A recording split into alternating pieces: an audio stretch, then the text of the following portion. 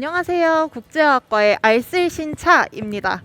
안녕하세요. 알쓸신차, 이렇게 차에 대해 대화를 나누게 되어 정말 즐겁습니다. 특히 비대면 수업으로 진행되다 보니 소통할 시간이 적었는데 이번 기회를 통해 이제 차에 대해 얘기를 나누게 되어 정말 기쁘네요.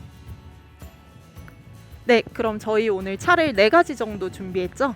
네, 저희 녹차, 우롱차, 홍차, 보이차 이렇게 4가지를 준비했습니다.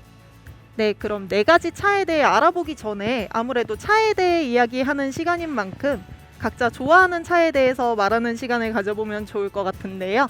다들 어떤 차 좋아하시나요? 네, 저는 얼그레이를 좋아해요.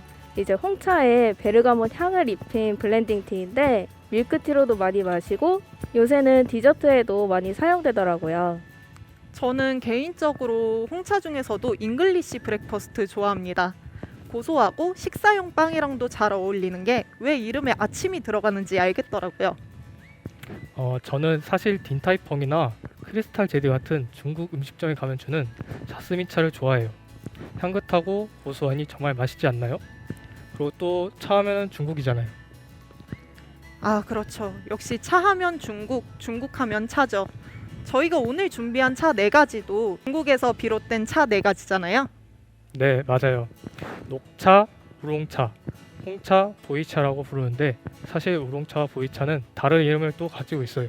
아, 정말요? 네, 청차랑 흑차라고 차는 발효도에 따라 찻잎도 그렇고 우려낼 때도 색이 조금 달라지는데 그걸로 구분했을 때의 이름이 청차와 흑차입니다. 그럼 녹차, 청차, 홍차, 흑차 이렇게 4가지가 다인가요?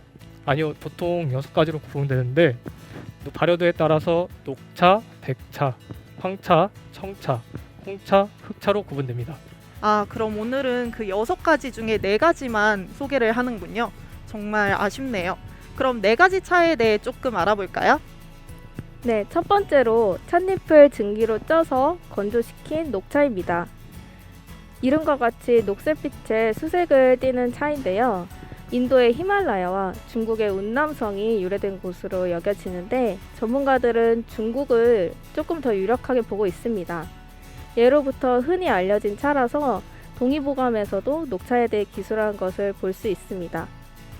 두 번째로 청차, 우롱차는 녹차와 홍차의 중간 정도 성질을 띠는 반발효차예요. 우롱차라는 이름에 대해서는 여러 가지 썰이 있는데 그 중에 하나를 말씀드리자면 송대에 찻잎을 둥글게 말아서 용무늬를 찍어 제조하던 차가 입차 형태로 바뀌면서 차의 모양이 까마귀와 같이 검고 용과 같이 구부러진 생김새라 하여 까마귀 오와 용용자를 써서 오룡차라고 부르게 되었다는 이야기가 있습니다. 아, 그래서 중국어로는 우롱차인 거죠? 네, 맞아요. 한자로 적고 한국식으로 읽으면 오룡차, 중국어로는 우롱차예요. 그럼 계속해서 홍차랑 보이차에 대해 알아볼까요? 네, 홍차는 찻잎 내부의 성분이 효소에 산화돼서 붉은 빛을 띠는 차를 뜻하는데요. 영어로는 블랙티라고 합니다. 사실 흑차, 보이차가 따로 있는데 홍차가 블랙티라는 게 참 웃기죠? 아무튼 이 홍차 하면 영국이 제일 먼저 떠오르는데 그래도 역시 차 자체는 중국이 먼저죠. 역시나 중국에서 영국으로 넘어간 차입니다. 그래도 홍차 문화를 다양하게 만든 영국 덕에 홍차를 좀 더 다양하게 먹어볼 수 있어요. 그리고 마지막으로 흑차, 보이차입니다.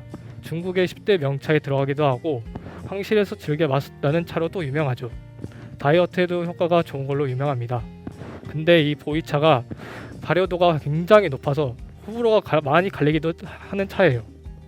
처음 마실 때는 특유의 냄새 때문에 역하다고 느낄 수가 있는데 몇 번 마시다 보면 또 풍미가 독특하고 차 맛도 부드럽습니다. 네, 감사합니다. 그럼 저희 이제부터 이 차들을 직접 보고 향을 맡아보기도 하고 마셔보기도 하면서 비교해보는 시간을 가져볼 텐데요. 녹차부터 순서대로 한번 해볼까요?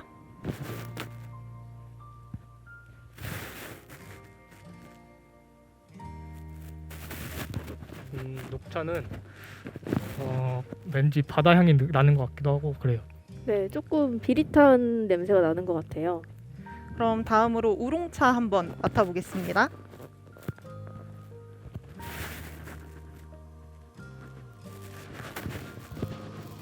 우롱차는 약간 말린 꽃향 같은 게 나지 않나요? 네, 네. 그런 것 같아요. 그럼 다음으로 홍차 한번 볼게요. 근데 홍차는 약간 향이 다른 차보다 더 진한 것 같아요. 그리고 좀 흙냄새도 나는 것 같고. 마지막으로 보이차 한번 살펴보겠습니다.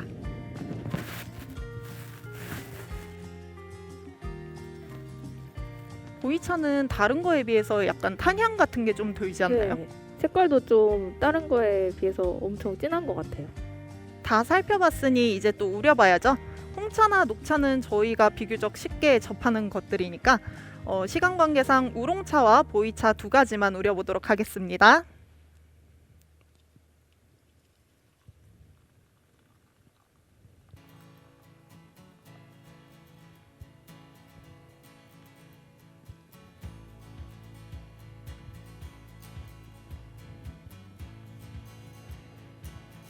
차가 우러나는 동안 잠깐 차에서 비롯된 문화를 하나 소개해 드릴게요. 짜잔! 애프터눈 티입니다. 굉장히 화려하네요. 차에 또 다가가 빠질 수 없죠. 디저트에 따뜻한 차 한 모금이면 정말 잘 어울리겠네요. 그렇죠? 사실 저희가 딱 이제 달달한 디저트를 먹을 시간이라 제가 한번 준비를 해봤습니다. 이 애프터눈 티도 영국에서 비롯된 문화죠? 네, 맞습니다. 영국의 베드포드 가문의 7대 공작 부인이었던 안나 마리아 스토노베에 의해 시작된 문화인데요. 당시 영국에서는 아침을 푸짐하게 먹고 점심은 간단하게 때우는데 저녁 식사 시간이 오후 8시라고 해요. 그러다 보니까 오후 시간쯤 되면은 배가 고파질 수밖에 없었는데 하루는 이 공작 부인이 하녀에게 기분이 울적하다면서 오후 5시경에 차를 포함한 다과를 준비시킵니다. 이 다과가 또 달달하니까 기분 전환에 큰 도움이 되었겠죠? 그래서 그 이후로 다과회를 열다 보니까 이게 런던 전역으로 퍼져나가고 지금의 애프터눈 티 문화까지 오게 되었습니다. 보통 샌드위치, 스콘과 클로티드 크림 또는 잼, 케이크, 비스킷과 같은 이제 간편하게 즐길 수 있는 핑거푸드가 다가의 대부분을 차지합니다. 아, 그래서 호텔도 라운지 이용할 때 보면 술과 안주거리가 제공되는 해피아워 전에는 애프터눈 티 타임이 따로 있는 거군요. 어쩐지 애프터눈 티는 어디서 시도해도 구성 자체는 다 비슷비슷하더라고요. 네, 맞아요. 그럼 저희 차 한번 마셔보면서 이야기 마저 나눠볼까요?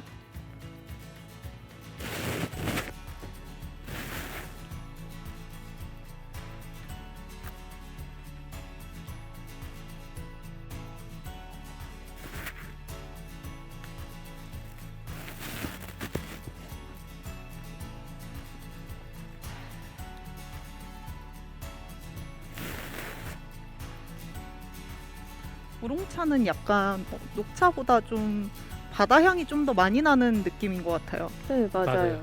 약간 맛이 조금 비슷한 것 같으면서도 다른 것 같아요. 그리고 보이차는 생각보다 되게 고소해서 저는 좀 마음에 드는데요. 네, 보이차가 또 다이어트 할 때 또 많이 마시잖아요.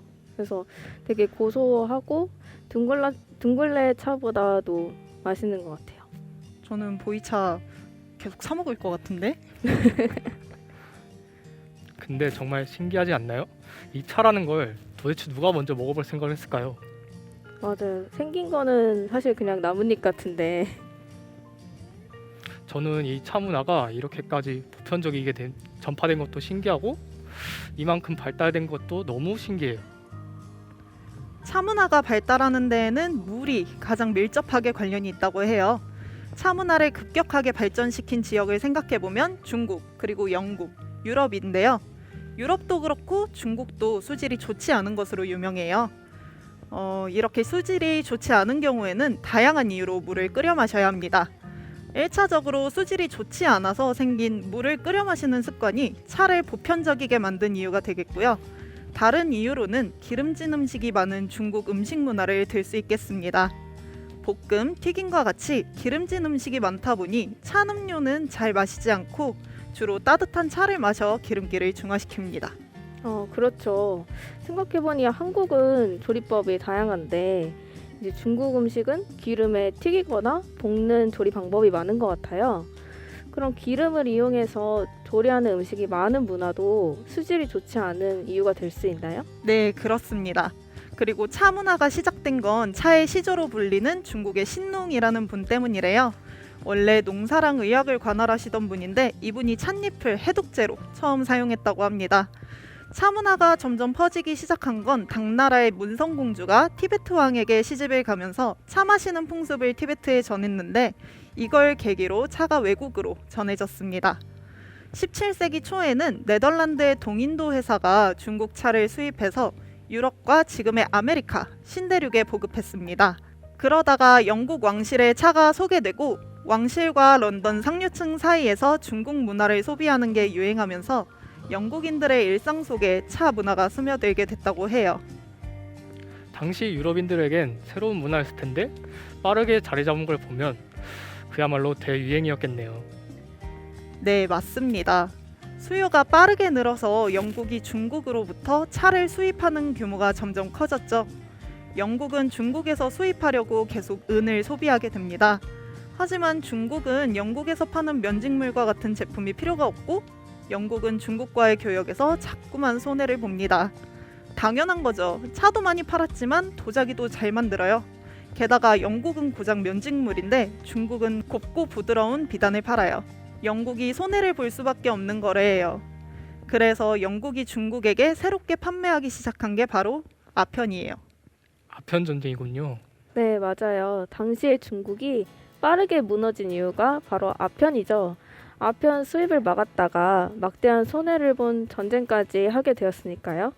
근데 아이러니하게도 이 아편 전쟁의 결과로 영국에 활용했던 홍콩과 상하이가 아시아 최고의 경제 도시들이 되기도 했죠. 씁쓸한 얘기죠. 네, 차가 너무 잘 팔려서 맞이한 결말이 전쟁이라는 게 너무 안타까워요. 맞아요. 자, 저희 이렇게 오늘 함께 차를 직접 보고 향을 맡아보고 마셔보면서 차에 대해 알아보았는데요. 다들 어떠셨는지 소감 한 말씀 부탁드릴게요. 네, 저부터 말씀드리면 오늘 4가지 차를 알아보아서 정말 유익했던 시간이었고 이 영상을 시청하는 여러분들에게도 흥미를 유발시킬 수 있는 좋은 주제였다고 생각해요. 네, 저는 보통 차를 찾으시는 분들이 다이어트나 심신 안정, 피로 회복 같은 그런 효능 때문에 많이 찾으시는데 이런 효능에는 관심이 많지만 차의 역사에 대해서는 잘 모르실 거라고 생각을 합니다.